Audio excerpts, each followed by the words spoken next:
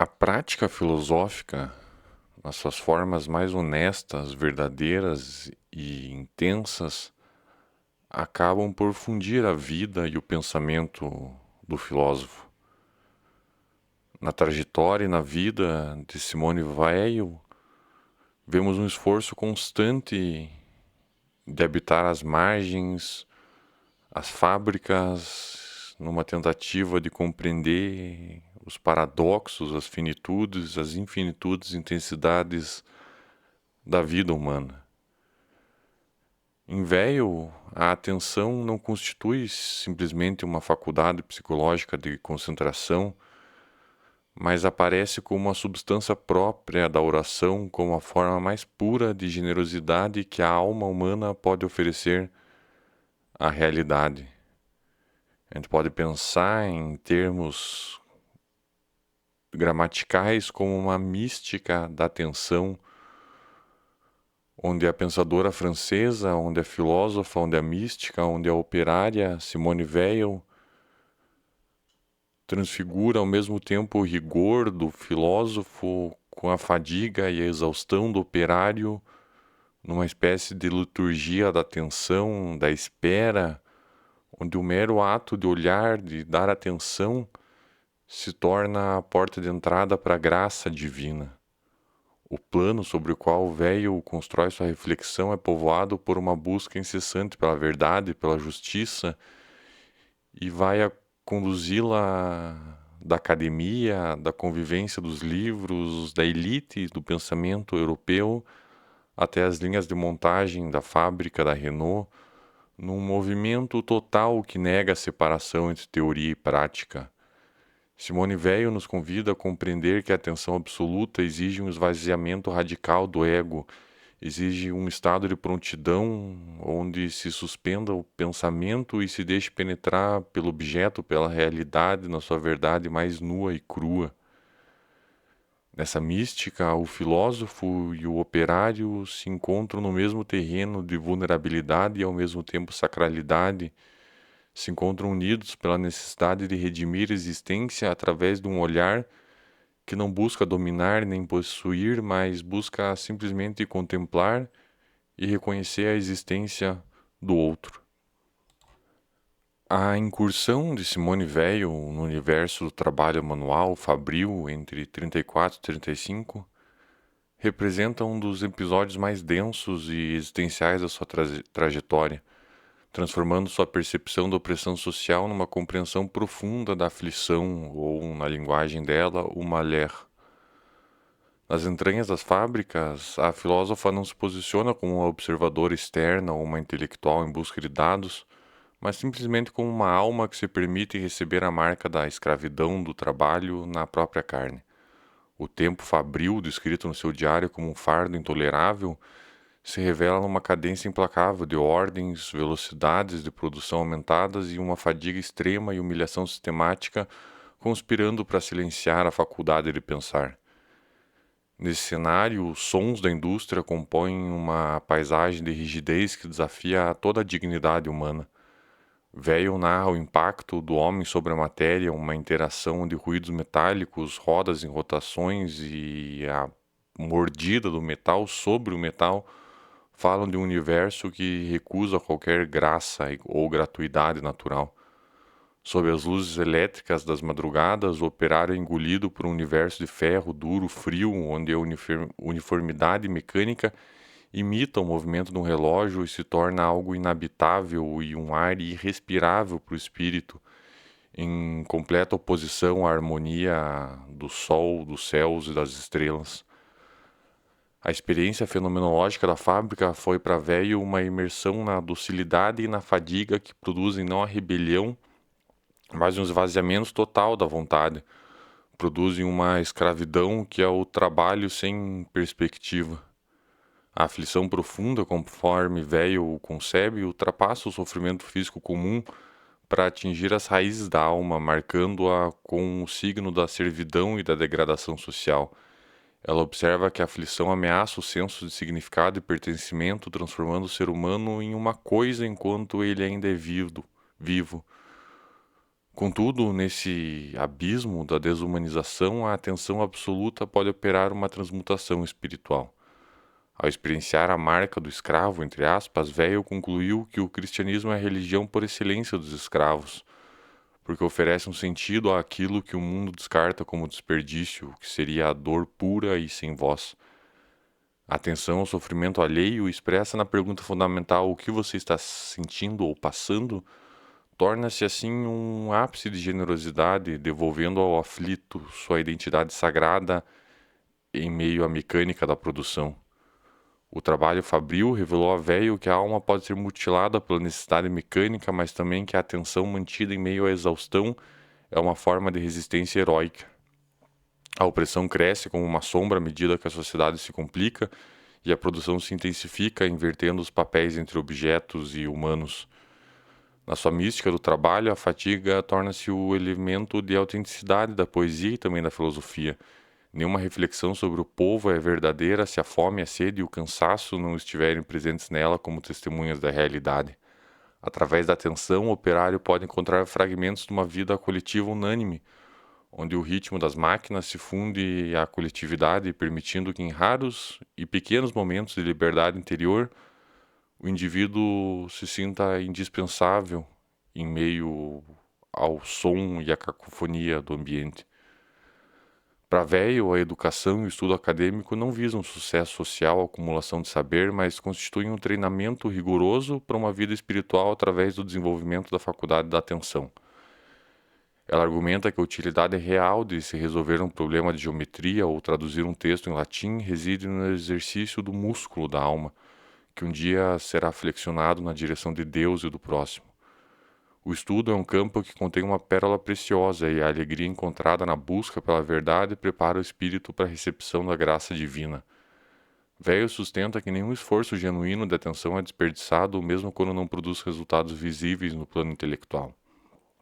Se um estudante se dedica por 1 hora a um teorema matemático sem conseguir resolvê-lo, ainda assim ele progrediu numa dimensão misteriosa e oculta, acumulando uma luz que inundará sua alma no momento de prece. O fracasso acadêmico, quando aceito com honestidade e desejo de verdade, torna-se um ato de humildade que limpa o olhar. A atenção, assim, nesse contexto, é definida como um esforço negativo, como um estado de espera onde o pensamento se mantém vazio, desapegado e até pronto para ser penetrado pelo objeto na sua verdade.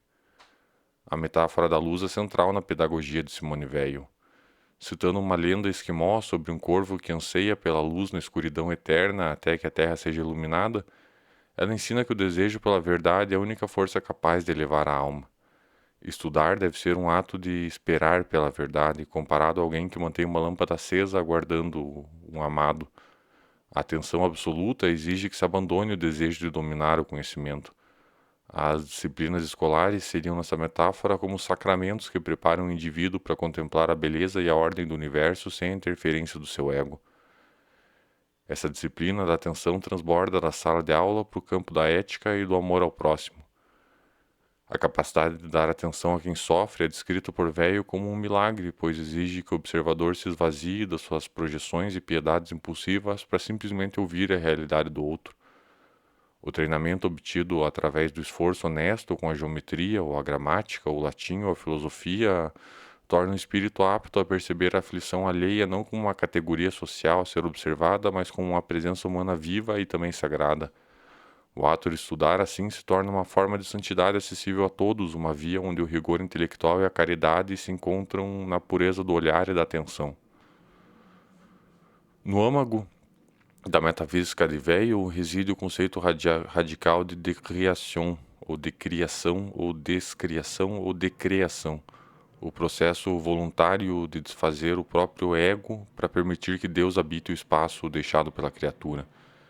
Se a criação foi um ato de autolimitação divina, um recuo de Deus para dar lugar ao mundo, a decriação é o movimento de retorno da alma que renuncia à sua centralidade fictícia para se reintegrar à unidade do bem, aqui o bem com um B maiúsculo. Trata-se de uma kenosis humana que espelha o esvaziamento de Cristo na cruz, uma aceitação plena da nossa posição de distância em relação ao absoluto. Deus manifesta-se no mundo através de sua ausência e sua distância infinita. E Weil propõe uma visão sacramental onde a própria estrutura do universo é fruto de um retiro divino, uma crucificação simbólica da luz no tempo e no espaço. O vazio, o Levide, não é um vácuo de significado, mas é um espaço onde o amor pode habitar sem buscar consolações baratas ou compensações imaginárias. A atenção absoluta funciona como um instrumento primordial da decriação, criando um vácuo na consciência que atrai a graça divina. Weil alerta que a imaginação trabalha incessantemente para preencher as fissuras por onde a graça poderia passar, criando ídolos ou ilusões que nos mantêm presos à gravidade do ego. A decriação exige a coragem de permanecer no vazio, de suportar a aflição e não recorrer a falsos consolos dogmáticos ou técnicos. Essa teologia do nada aproxima Weil das tradições místicas mais puras, como o catarismo, onde a purificação espiritual envolvia um desapego radical do mundo material visto como domínio da necessidade cega. Para Weil, ser nada é condição ontológica para que Deus seja tudo. A humildade deixa de ser uma virtude moralista para se tornar uma necessidade do conhecimento, removendo o eu que distorce a percepção da verdade. Ao decriar-se, o indivíduo deixa de ser um fragmento isolado e se torna ponto de passagem para a luz universal que brilha para além das sombras. Essa mística exige uma vigilância constante contra a grande besta, entre aspas, que Weil coloca da coletividade social e as idolatrias que ela gera. Weil argumenta que os seres humanos frequentemente buscam transcender a oposição entre bem e o mal, adorando o social sob diversos nomes divinos, criando áreas fechadas onde a responsabilidade moral é suspensa. A verdadeira união mística com o bem absoluto permite à alma passar além dessas oposições, transformando-a de forma permanente. A decriação aparece assim como um ato de libertação da servidão pessoal e social, uma entrega à vontade divina que se manifesta na ordem do mundo e na beleza daquilo que é frágil e perecível. Nesse sentido, a ética e a filosofia política de Weil são extensões naturais da sua mística da atenção, fundamentadas na necessidade de enraizamento da alma humana.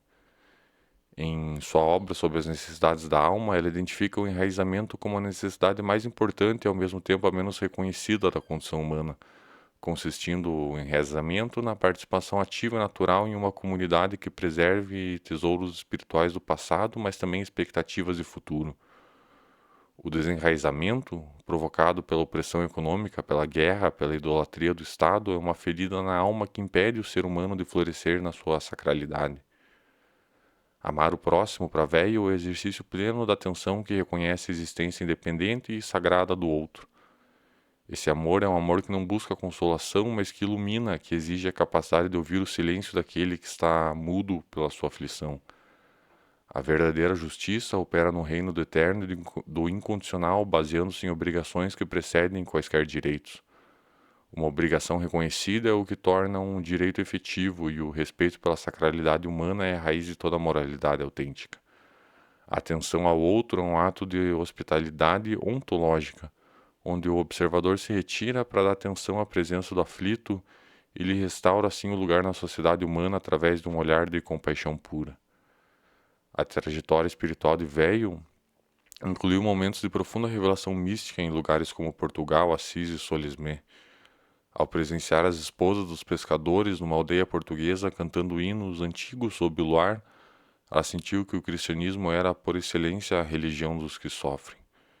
Em Assis, na pequena capela românica onde São Francisco rezava, algo mais forte que a vontade de Weil a obrigou a ajoelhar-se pela primeira vez, marcando o início da sua entrega mística ao amor de Deus.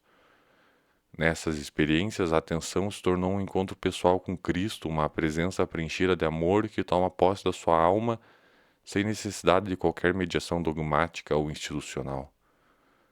A mística, assim, para operários e filósofos que Weil fala, é uma prática de resistência contra a pressa, contra a inatenção da vida técnica contemporânea. Ela critica a fé desenfreada na tecnologia e na burocracia que ela define como um aparato que nos escraviza sob o pretexto de nos proteger.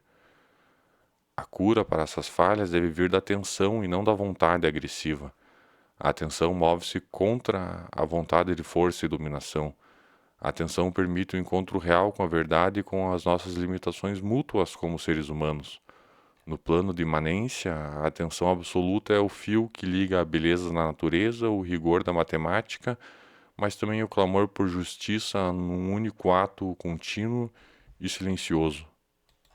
Talvez a herança mais significativa da vida e do pensamento de Simone Weil resida nessa sua capacidade de habitar a contradição e mesmo assim transformar numa claridade espiritual.